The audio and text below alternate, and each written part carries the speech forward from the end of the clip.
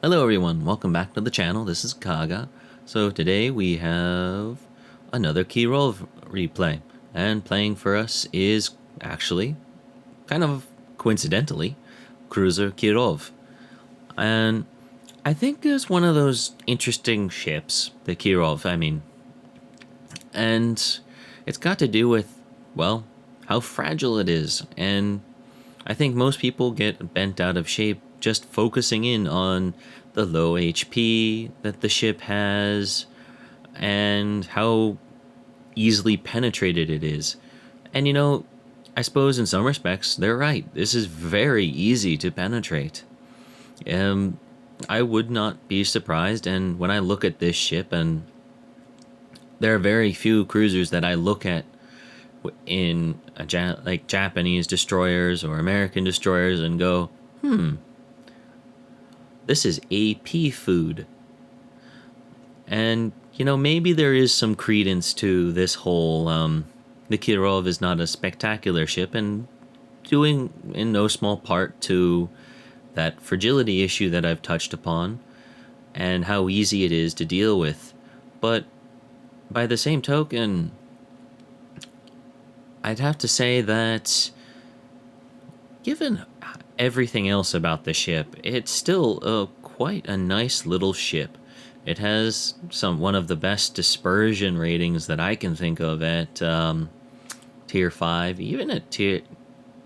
I can't think of any other ship that has stock dispersion on the order of 100 meters. And they're usually about like 200 or so, unless you're talking like destroyer guns, but you don't usually spam those for doing damage. And when you upgrade it, it drops even lower than it's pretty much goes from like 135 meters down to like 110 or something like that. I'd have to double check, but that's not the point. The point is that despite its drawbacks, I think it's one of those you just have to embrace the challenge of the Kirov. And I say that because you have to get used to the fact that you can't take a hit, and that you need to do everything in your power to avoid taking the hits. Now, I know that sounds brutally obvious, but it's really easy to forget that that is something you need to do. And as a result of that is what you need to do well, the people who will unleash the full potential of the Kirov, and I suspect it's the same way with the Bunyodny, the Shars, the Chapayev, the Dmitry Donskoy, and from what I've seen, and tier 10 with the few Moskvas that I've encountered, I suspect that is also the case up there, that the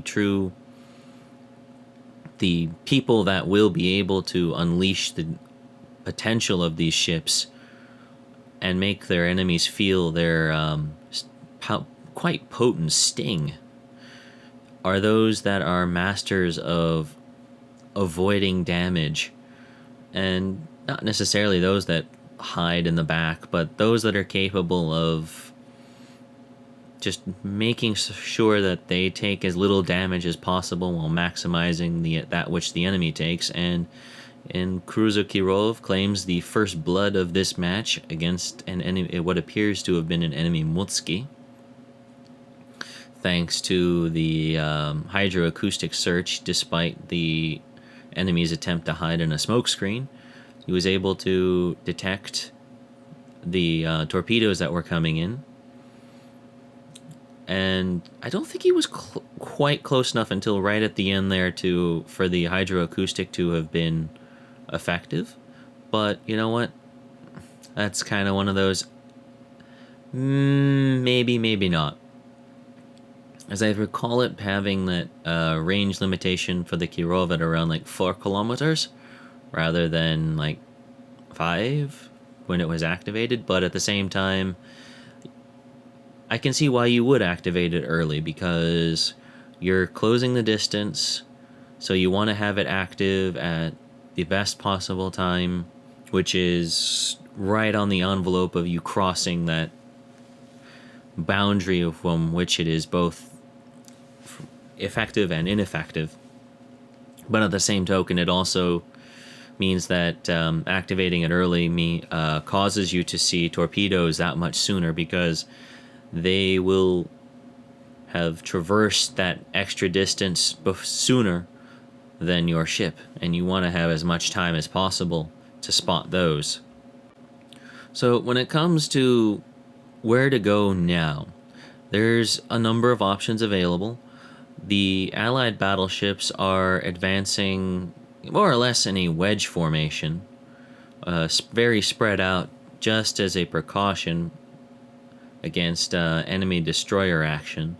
But by the same token, that means that they're weak against other enemy ships, which are able to bring their fire more effectively against them because they're dispersed. It makes a more evident target for the enemy. And it looks like, yep, Cruiser Kirov got really lucky there with that enemy Nagato's shells doing either overpen damage or just outright missing. Got really lucky there that he was able to get off of that island before that Nagato was able to end his day. So that was a very good bit of luck.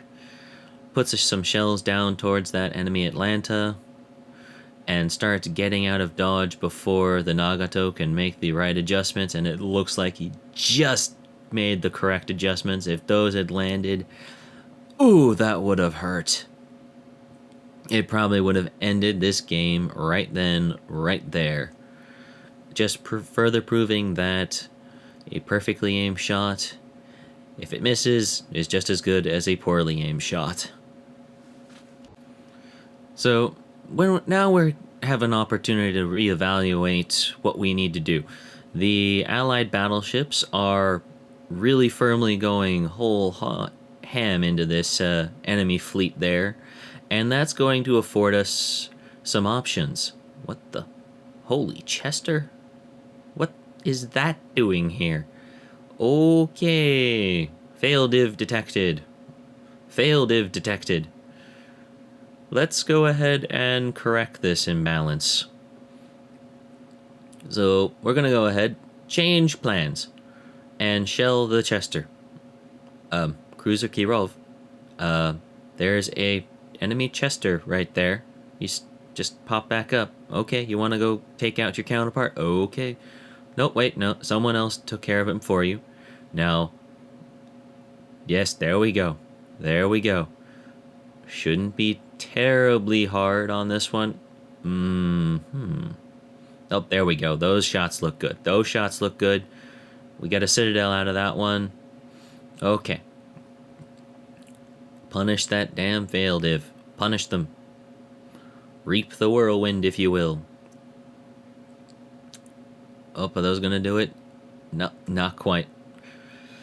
Oh, boy. Chester lives to fight another minute. Hello, Mr. Cleveland.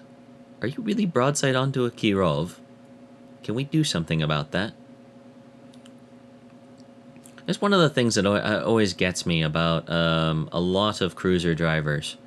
I get that sometimes you don't have a choice, or sometimes there are just bigger and badder threats out there, but there are some instances where even then, when you are faced with trying to make your profile as narrow as it can possibly be against an enemy battleship, that you probably should also be angling against enemy cruisers, especially those that are in what you might call citadel distance.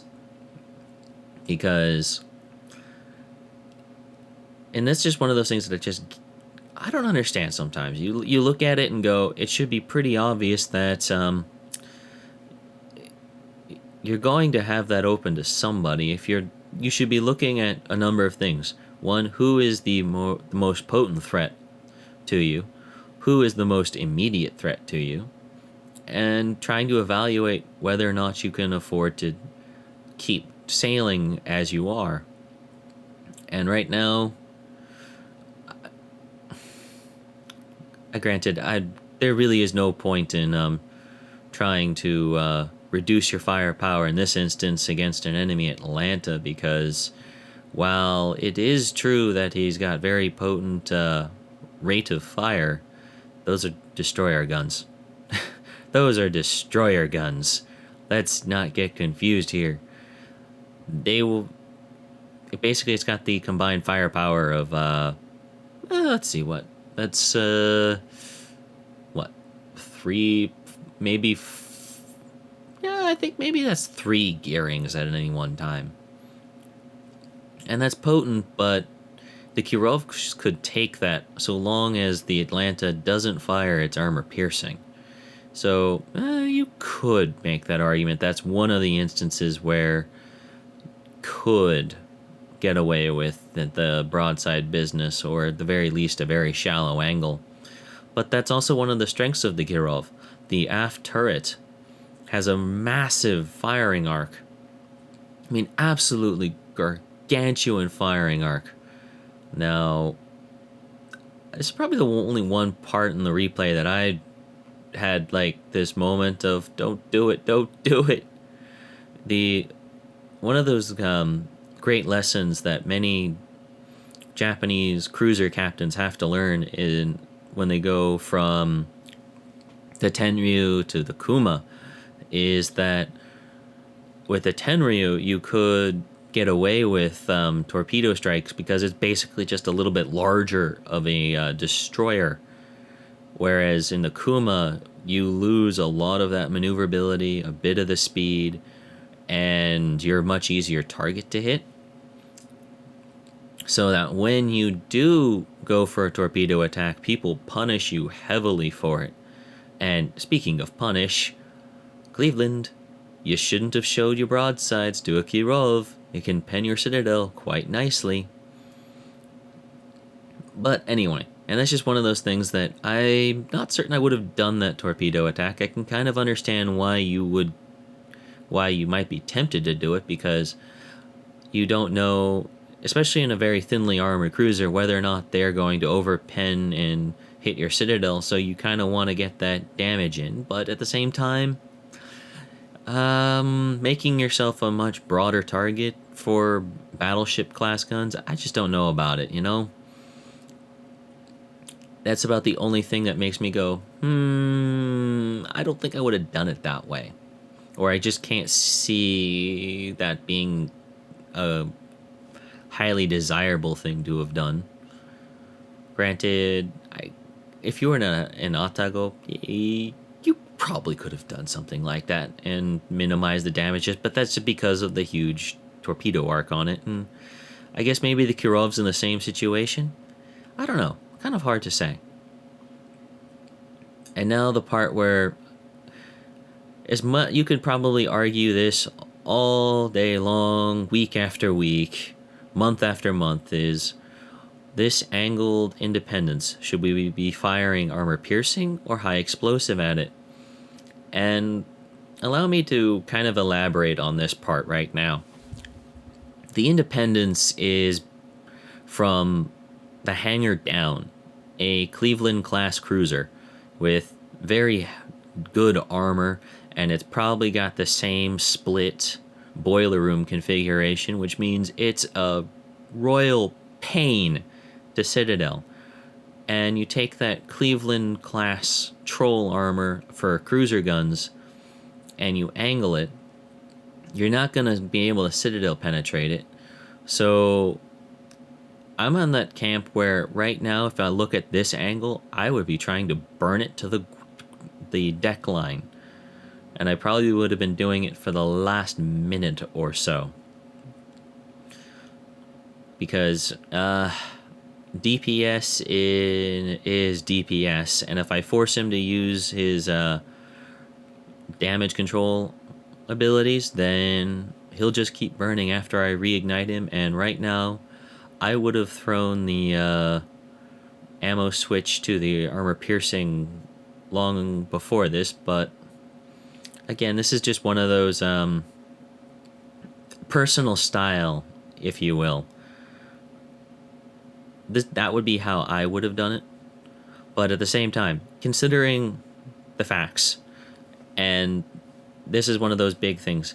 This Kirov that cruiser Kirov is commanding right now has been on 32 health for the past few minutes. He's coming under concerted dive bomber attack and has been for the past few strikes. And I must emphasize, for the past few strikes, these bombs have been missing by pixels in terms of the blast radius that could kill him. So I can understand how maybe that is just, getting into the rider's high of the game. But not that it's going to matter in the end, because we get it. We pick up the kill, and that's enough. Holy crap. 136 regular shell hits. So if I take it all together, it's 140 shell hits there. Holy crap. One torpedo hit on that, I believe that was a South Carolina. Why the South Carolina was there, yeah, I got nothing. I got nothing on that. But with the First Blood and the Confederate, 4 ships sunk. I think this proves that in the right hands, with the right tactical approach and the right strategic approach to when and where you strike or begin to strike, the Kirov can really and truly come into its own. It is not the well-rounded Omaha. It's not the agile and relatively punchy Fudutaka, but it does have a niche, a very good niche, as I guess you might say it's somewhere between a support ship and a throwing knife, really and truly. And it depends on the situation which you want to do it as, and you can kind of go off of that. And because you can choose those two flavors, you can pick and just go with what suits the game you're in the most. And, that's not a bad thing. Player choice is good, and that's what we want, is having a good amount of player choice involved in this, involved in any ship or in any game. Well, I hope you enjoyed today's video. If you did, please consider giving it a like down below. And if you're new to the channel, please consider subscribing. I hope to see you around. We'd always have our World of Warships content every week. Starting up this previous Tuesday and continuing on tomorrow is the Gamer's Art of War series, which is regularly scheduled for Tuesdays and Fridays. And of course, you can look forward to other content on the channel, like the regularly scheduled War Thunder Wednesdays. Hope to see you around. Thank you for having bared with me for almost 18 and a half minutes. So once again, thank you, and I bid you a good day.